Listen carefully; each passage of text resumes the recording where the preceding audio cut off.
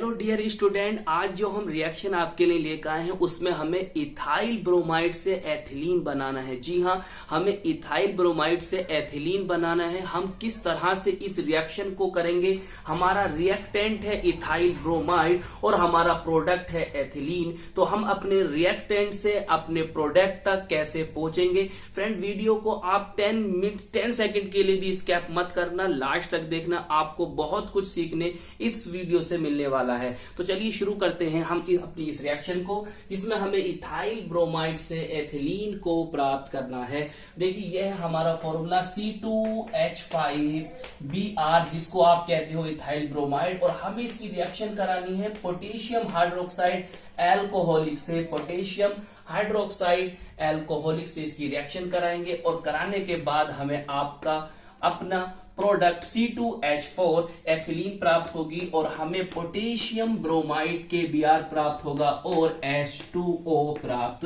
हो जाएगा। तो फ्रेंड, इस तरह से आपका ये था रिएक्टेंट और ये बना आपका प्रोडक्ट। अब सबसे पहले हम इनके कॉमन नेम जानते हैं, इनके आईयूपीएसी नेम जानते हैं। देखिए, यह है आपका C2H5Br। इसका जो कॉमन नेम होता है वो होता है इथाइल ब्रोमाइड और आईयूपीएसी नेम होता है ब्रोमोइथेन। क्लियर? अब देखिए, यह है आपका प्रोडक्ट C2H4। अब इसका जो कॉमन नेम होता है वो होता है इथाइलीन और इसका जो आईयूपीएसी नेम होता है वो होता है इथीन।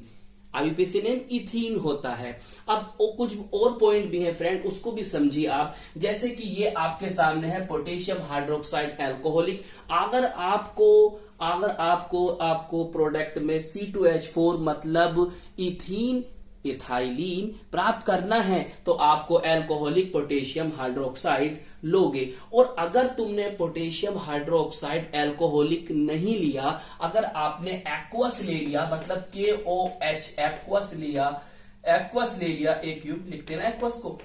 अगर आपने एक्वस लिया फ्रेंड तो आपको एथिलीन प्राप्त नहीं होगी। तो फिर आपको प्राप्त होगा C2H5Br।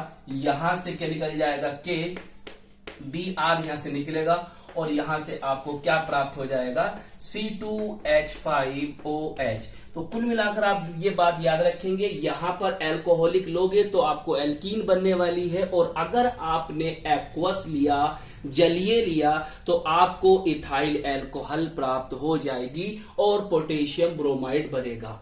Clear friend? अब देखिए, आगे और पॉइंट जानते हैं कि हम पोटेशियम हाइड्रोक्साइड एल्कोहलिक के इस स्थान पर हम क्या ले सकते हैं? हम ले सकते हैं सोडामाइड, जिसका फॉर्मूला होता है NaNH2। हम सोडामाइड को ओ नाम से भी जानते हैं, जैसे कि हम इसको सोडियम एमाइड भी कह सकते हैं और सोडियम एजानाइड के नाम से भी हम इसको जानते हैं। क्लियर? और इस तरह से फ्रेंड ये आपकी रिएक्शन हुई थी। अब देखिए, हम आपको समझाने जा रहे हैं कि आप अपने इस रिएक्टेंट से अपने इस प्रोडक्ट को कैसे समझ पाओगे, किस तरह से आपको याद रखना है। उसकी मैं आपको एक ट्रिक बता रहा हूं कि उसके द्वारा आप फ्रेंड अपने इस रिएक्टेंट से अपने इस प्रोडक्ट्स को समझ पाओगे। मैं आपसे कहूं कि ये जो रिएक्शन है ये डिहाइड्रोहैलोजिनेशन रिएक्शन है, तो आप कहोगे सर डिहाइड्रोहैलोजिनेशन रिएक्शन क्या होती है? देखिए, इस बात को आप इस तरह से याद रखिए। डी बोले तो निकलना, मैं आपको समझा रहा हूं। डी बोले तो निकलना याद रखिए, और हाइड्रो को मतलब हाइड्रोजन और हैलोजन का मतलब तो फ्लोरीन, क्लोरीन, ब्रोमीन आप जानते ही हैं। तो इस प्रकार से अगर किसी रिएक्टेंट में से हाइड्रोजन हैलाइड निकल जाए तो उस रिएक्शन को हम डिहाइड्रोहैलोजिनेशन कहते हैं। तो देखिए, क्या ऐसा है इस रिएक्शन में? देखिए, मैं आपको बताता हूं। देखिए, यहां से जो आपका ये रिएक्टेंट है, इस रिएक्टेंट में हुआ क्या? देखिए, यहां से एक हाइड्रोजन निकला। क्लियर? और यहां से जो ये हैलोजन है, कौन है? आपकी ब्रोमाइड है, Br है, ये यहां से निकली। तो देखिए, जब ये यहां से निकलेगी तो यहां से क्या निकला? HBr। तो मैंने आपको क्या बताया था कि ये आपका रिएक्टेंट है और इसमें से क्या निकल गया? Hydrogen bromide. तो हाइड्रोजन ब्रोमाइड भी तो एक ही तरह का हाइड्रोजन हैलाइड है। तो कुल मिलाकर आप समझ गए होंगे कि ये रिएक्शन डिहाइड्रोहैलोजिनेशन है। अब देखिए, आगे की प्रोसेस क्या होती है, मैं आपको समझाता हूं। देखिए, ये है आपका कौन?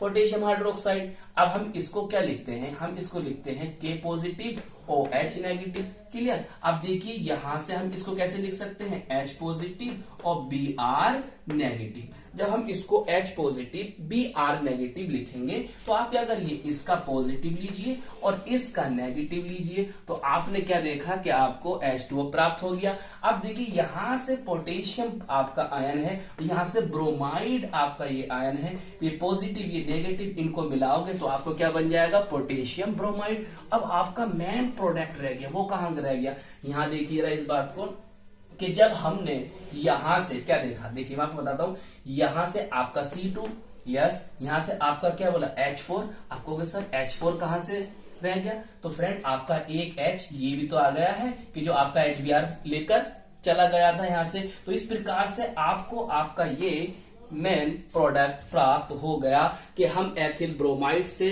एथिलीन कैसे बनाएंगे।